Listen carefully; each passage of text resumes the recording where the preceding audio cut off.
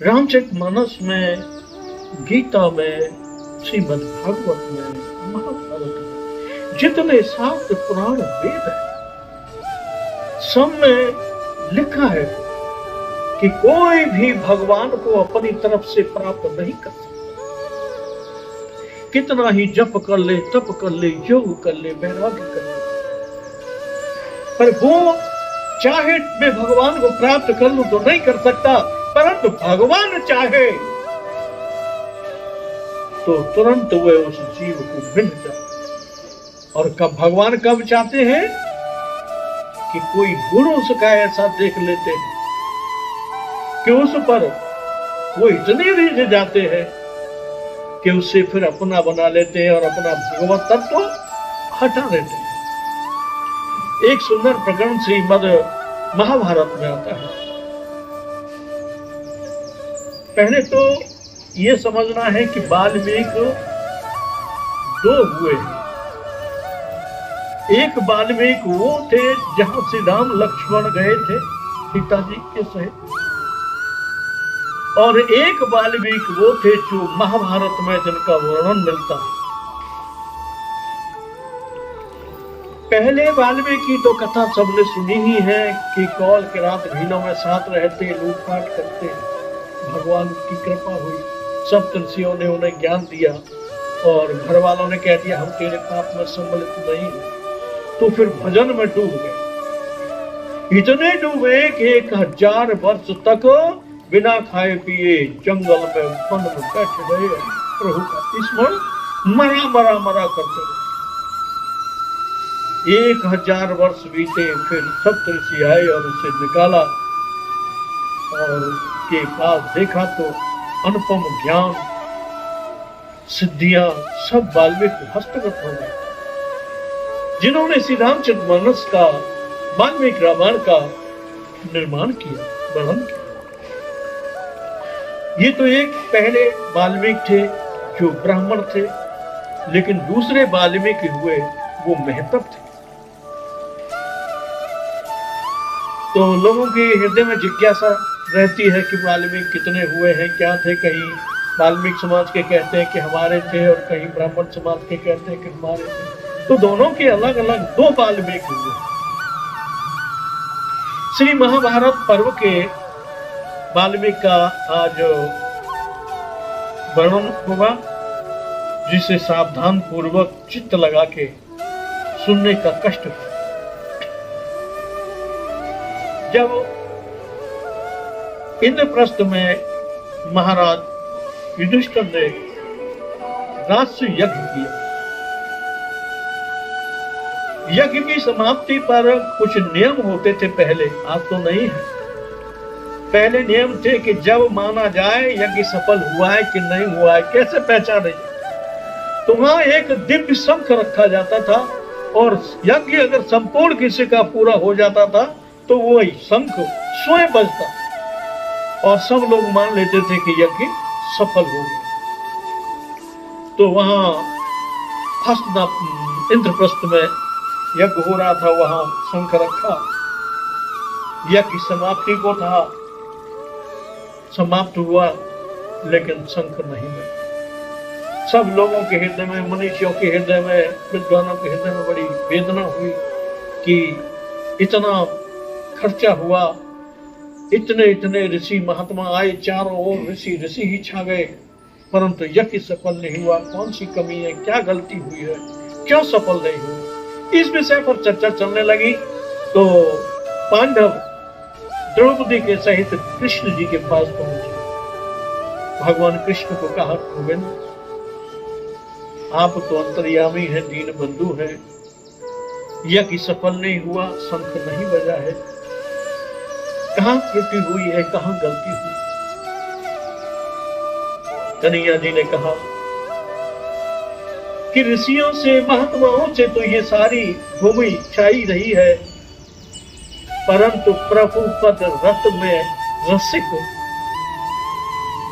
कोई भक्त तुम्हारे यहाँ भोजन में नहीं आया, इसलिए ये शंख नहीं बजा। अगर वो आए और भोजन करे तुम्हारे यहाँ तो शंख स्वयं बजेगा।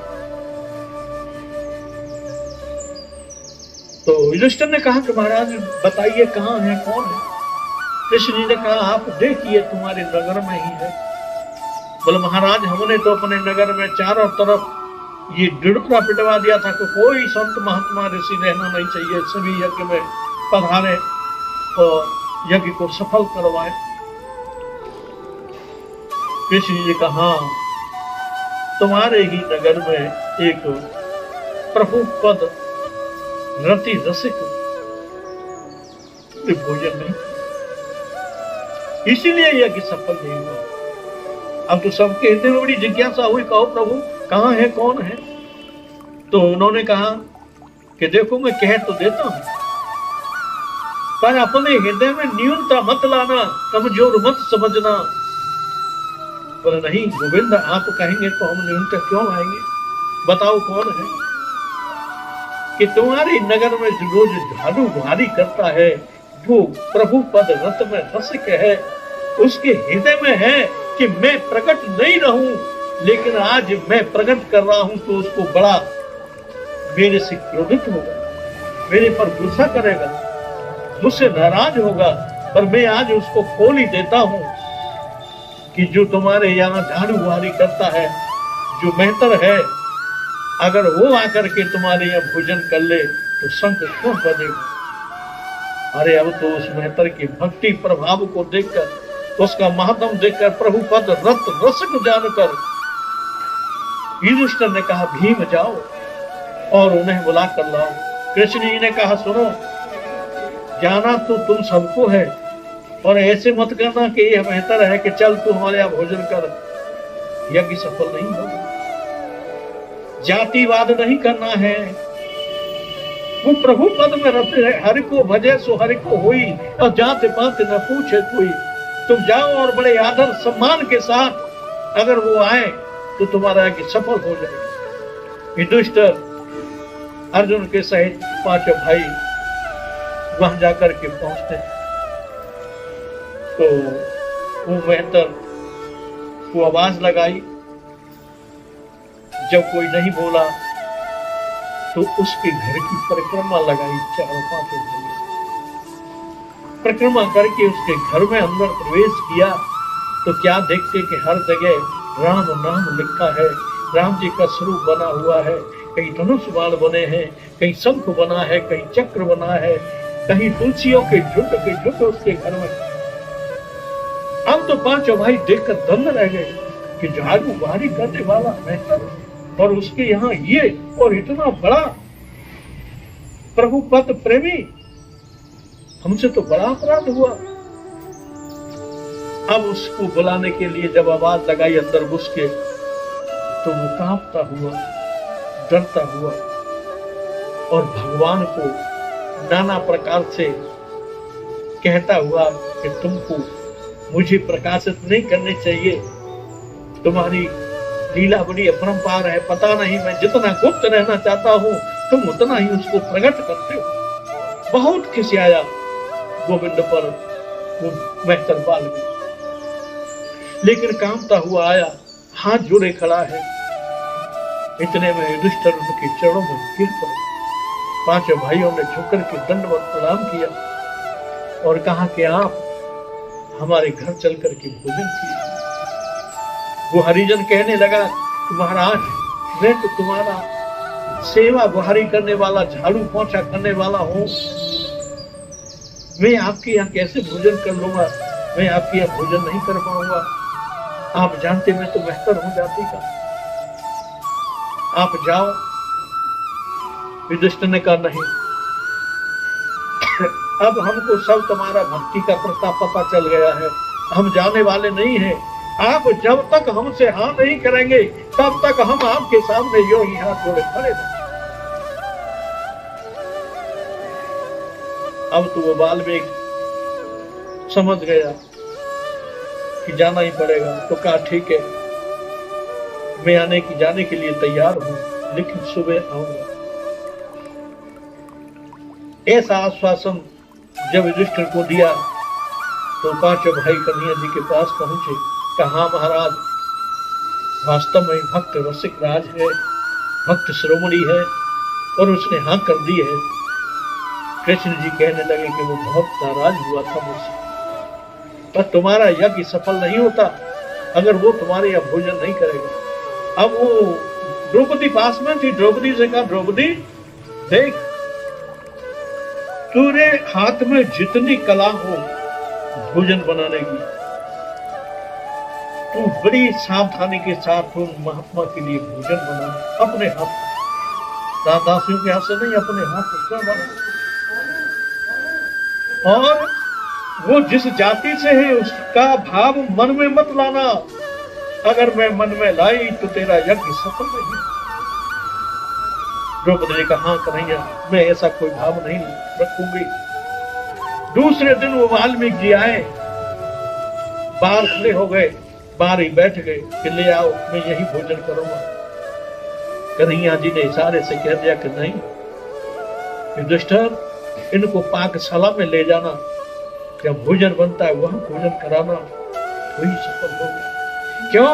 कि ऐसे प्रभु पद रत रसिक, जिनके चरणों में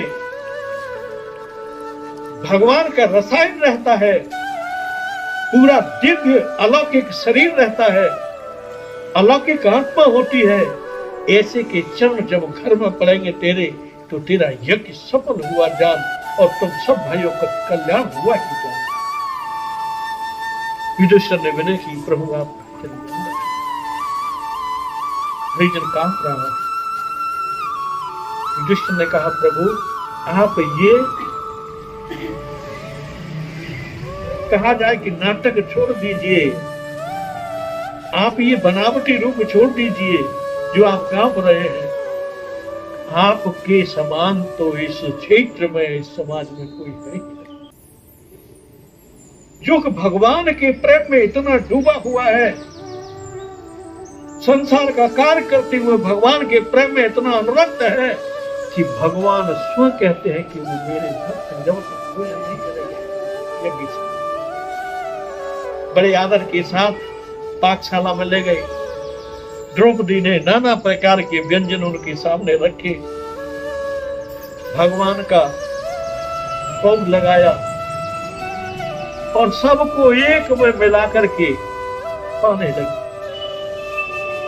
द्रौपदी रानी छत्राड़ी तो थी ही, भाव आ गया कि बेहतर तो बेहतर ही है, ये क्या जाने स्वाद को, सब मिला के खा लिया। तो यज्ञ का घंटा शंख तो बजा, लेकिन बहुत धीरे धीरे बजा, बहुत हल्के हल्के बजा। अब तो युधिष्ठिर ने पूछा, महाराज आपने कहा वैसा ही हमने किया, परंतु ये शंख तो बजा नहीं जिस तरह से बजना चाहिए। बोले इसमें भी कोई न कोई कहीं न कहीं कमी रही। द्रौपदी ने कोई न कोई कमी कर दी। तो एक छड़ी ली और शंख में छड़ी छुपाई, कहा, अरे दिव्य शंख, तू बता, जब संत भोजन कर रहे हैं तू बच क्यों नहीं रहा है? तो आकाशवाणी हुई कि मैं कैसे बजूं?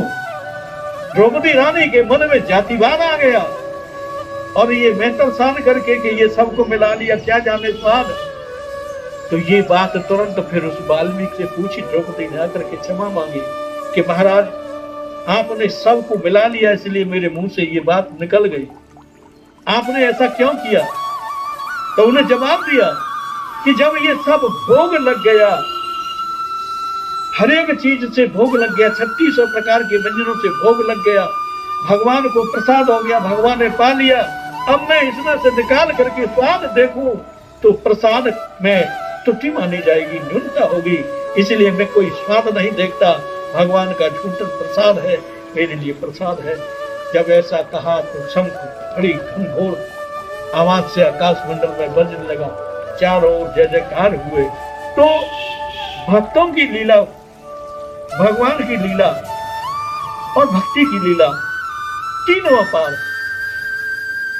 इसी को साधारण मत समझो, भगवान के प्रेम में जो अनुरक्त हो, लगने को तो लगेगा कुछ नहीं, लेकिन उसके हृदय में कितना भाव है भगवान के प्रति, भगवान के लिए कितना समर्पण है,